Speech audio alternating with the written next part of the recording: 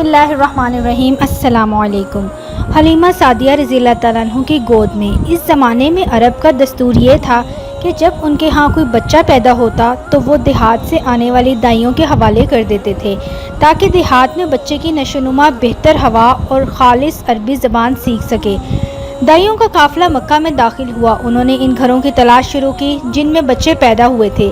اس طرح بہت سی دائیاں جناب عبدالمطلب کے گھر بھی آئیں۔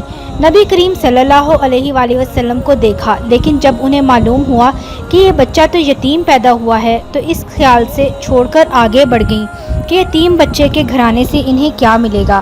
اس طرح دائیاں آتی رہیں جاتی رہیں، کسی نے آپ کو دودھ پلانا منظور نہ کیا، اور کرتی بھی کیسے؟ یہ سعادت تو حضرت حلیمہ رضی اللہ تعالیٰ عنہ کے حصے میں آنا تھی۔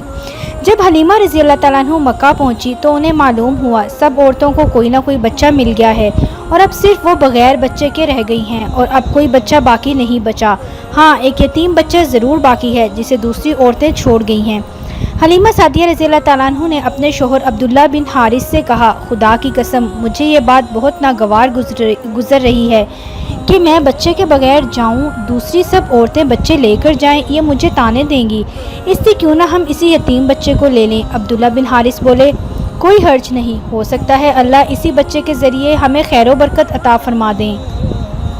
چنانچہ حضرت حلیمہ سعدیہ رضی اللہ تعالیٰ عنہ عبدالمطلب کے گھر گئیں۔ جناب عبدالمطلب اور حضرت آمنہ نے انہیں خوش آمدید کہا۔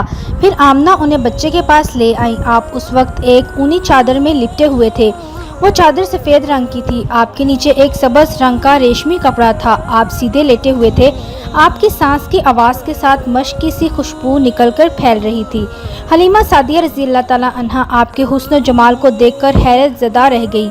آپ اس وقت سوئے ہوئے تھے۔ انہوں نے جگانا مناسب نہ سمجھا، لیکن جو ہی انہوں نے پیار سے اپنا ہاتھ آپ کے سینے پر رکھا، آپ مسکرا دیے اور آنکھیں کھول کر ان کی طرف دیکھنے لگے۔ حضرت حلیمہ سعدیہ رضی اللہ تعالیٰ عنہ فرماتی ہیں، میں نے دیکھا آپ کی آنکھوں سے ایک نور نکلا جو آسمان تک پہنچ گیا۔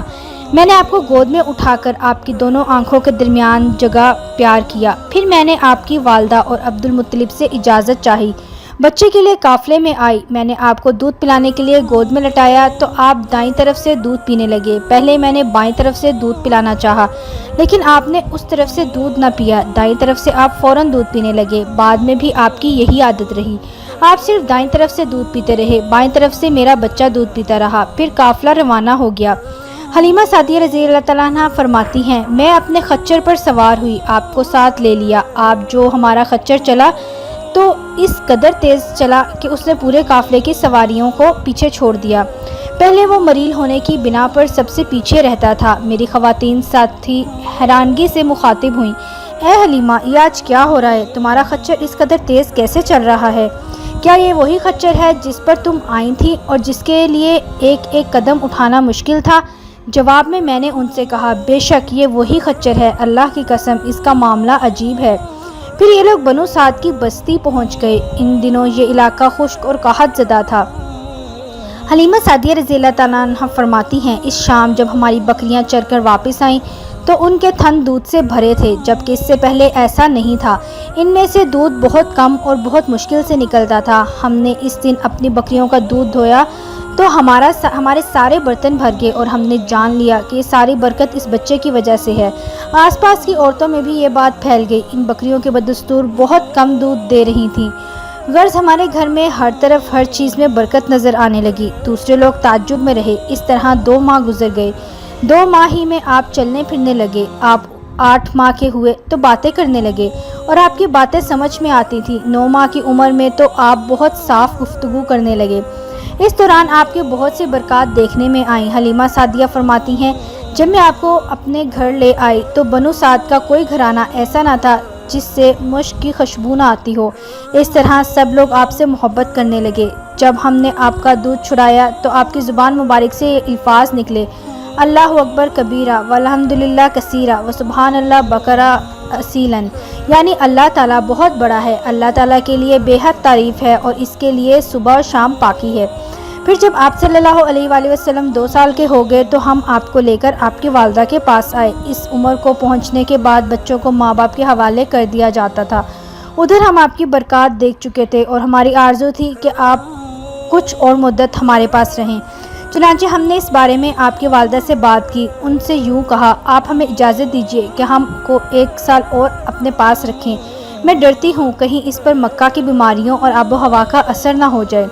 जब हमने उनसे बार बार कहा तो हज़रत आमना मान गईं और हम आपको फिर अपने घर ले आए। जब आप कुछ बड़े हो गए तो बाहर निकलकर बच्चों को देखते रहे। वो आपको खेलते नज़र आते, आप इनके नज़दीक ना जाते। एक रोज़ आपने मुझसे पूछा, अम्मी जान क्या बात है, दिन में मेरे भाई बहन नज़र नहीं आते। आप अपने दूध शरीक भाई अब्दुल्ला और बहनों अनीसा और शीमा के बारे में पूछ रहे थे। हलीमा रज़ी अल्लाह तआला अन्हा फरमाती हैं, मैंने आपको बताया वो सुबह सवेरे बकरियां चराने जाते हैं, शाम के बाद घर आते हैं। ये जानकर आपने फरमाया, तब मुझे भी इनके साथ भेज दिया करें। इसके बाद आप अपने भाई बहनों के साथ जाने लगे। आप खुश खुश जाते और वापस आते। ऐसे में एक दिन मेरे बच्चे खौफजदा अंदाज में दौड़ते हुए आए और घबरा कर बोले, अम्मी जान जल्दी चलिए वरना भाई मोहम्मद सल्लल्लाहु अलैहि वसल्लम ख़त्म हो जाएंगे।